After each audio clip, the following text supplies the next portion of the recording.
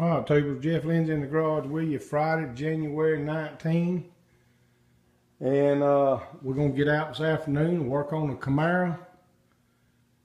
And just a little introduction to the video. Yesterday was our 27-year anniversary. And we just kind of treated ourselves to a little shopping spree. And dinner at a nice restaurant. So my choice was to go to Harbor Freight and pick up a few things, and nothing extravagant. Of course, it was Harbor Freight. But one thing my wife did get for me that I was very happy about, she got me a little sign for the shop. It says Dad's Garage on a piece of diamond plate, backed on some kind of wood, and I went ahead and hung it up. So that's awesome. I like it. Couldn't be happier. Alright, YouTube, we out and about a little bit this afternoon. Gonna see what we can get done. Mainly, this is just to start the video. We've still got work to do on the back of the car. We've got to come along there and finish welding our piece in that we put in. And we're gonna come back and cut out, and we're gonna make one solid piece all the way up to there. Weld all that in on both sides. Get this little bit of a rusty area right here. We're going to get all that out there and make it all nice and neat. Everything is just pretty much like we left it when we finished up with the upper cowl panel. The test fitting that we've done on the roof skin we think is going to be good. We're clamped up and kind of ready to get started. So when we have progress on this thing, we'll bring you along. All right, YouTube, Jeff Lindsay in the garage with you Saturday the 20th. Yep, 20th of January. And we've been doing some prep work on the underneath side of the roof skin, and we came in here and we made our little split, and we kind of flared this little piece out just a little right here. And if I can get that right back in shape, that roof skin set down even more than it was. You can see where my original hole was. The hole on the roof skin is just a hair below that hole, and it's the same thing on the other side. So we were actually just touching a little bit in this area. If I can focus in on that a little bit better for you. We were actually just touching the top of the quarter with this little piece here, and this will come off. I'll trim this off. Once this is folded up under, I'll put a little stitch weld there up underneath, and all this will be filled in with body filler. And I'll probably do some short strand fiberglass first and then body fill later. Across the front, we're pretty much in the same situation we were. It's not bad. I think once we clamp and weld, we're gonna be fine. And carrying you around to the other side, we got the same thing going on over here, YouTube. We made our little cut right there. And once we just shift that thing and put it right where it needs to be, and it's a little bit slippery, that under that coating is kind of slick, but it just drops right down where it's supposed to be, and you can see the hole right there. When you pull that thing down, it's about the same situation we had on the other side. So that was holding us off just a little bit, but not bad.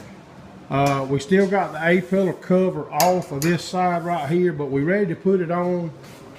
It'll pop on, but what I did was I worked on that a little bit and got some more to go. It was just a bad dent. There's a bad hole.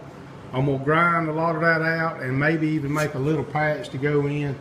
But what we did is put it in the blast machine, and that piece will go right back in there and pop right in. And then we'll just wrap this back around and weld up in these areas here and finish all that off, make it nice and smooth. And then when we pull that roof skin down, it's pretty close right there. We replaced a little piece right here it was just a bunch of holes and mess in that, and we replaced it, and it's pretty close. I think we're gonna clamp right up.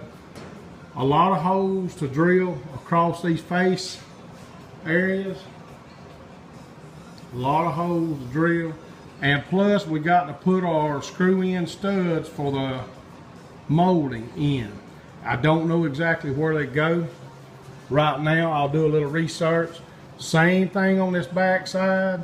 We got our piece underneath there. We'll drill spot weld holes all the way across, and we got to put our studs in all the way around this window channel, YouTube, all the way around, because all that was replaced. And basically the same thing on these A pillars here, where they've been cut out, done something with, whatever. But a long way to go. Excuse me. A long way to go, tubers. But it's a long way from where it was. It's a lot better than what it was.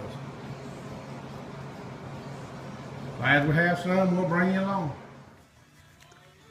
Hey YouTube, Jeff Lindsay in the garage with you Saturday afternoon. We've kind of reached a little bit of a crossroads, and we need some help. We're going, first of all, this video does not have a lot of content. I know it's not a good deal, but like I say, we've kind of got to a point where we need to do something that we hadn't researched much, hadn't thought about, hadn't done for sure, and that is prepping this panel for these clips. And I've bought the screw-in studs. I did watch a video a while back of it with somebody. It was actually Faster Cat. He had bought a stud gun and modified it and was just popping his right on there. Seemed to be pretty easy. I don't know if I want to go that route or not. I've already got this stuff balled up. The trim and where the roof skin's at right now, looks like it's, I mean, you know, looks like we're in pretty good shape there with the trim and where that roof skin placement is right here. But this is the issue. Here's where my questions are.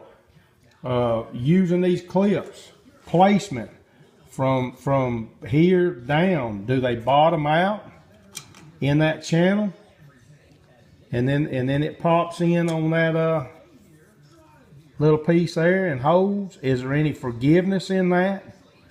I mean, it looks to me like in order for that to hold tight, you pretty much got to have that thing perfect, those studs. So like I say, at a little bit of a crossroad right now, and we're gonna post this video up. Maybe somebody's got some answers. Hopefully somebody's done this using these screw-in studs around the windshield area. And the other thing is, it doesn't seem to be a lot of thread. I just don't see how that's going to hold very well without some kind of bonding agent like JB Weld or something put on them studs. And it may be a situation where when I take this off and punch these holes, we go ahead and pre-drill, shoot that screw in, and then put whatever we're going to put on the back side in order to make it kind of even like a spot weld on the back side of that screw. Because, I mean, you don't want that loosening up on you, you know, going down the road and your chrome start flopping and flipping. So anyway, that's kind of where I'm at. I'm at a bad spot right here, need some help. I'm going to go in and search all the videos I can find on that, if I can find any. And if any of my second gen brothers out there have done this, or even on other cars, but like I say, placement seems to be very critical. Seems to be very critical with this. And this slot in here, after it slides on to that screw, when it slides on, I'm guessing that clip will move some if needed. Kind of like that. I just don't know. Never used them.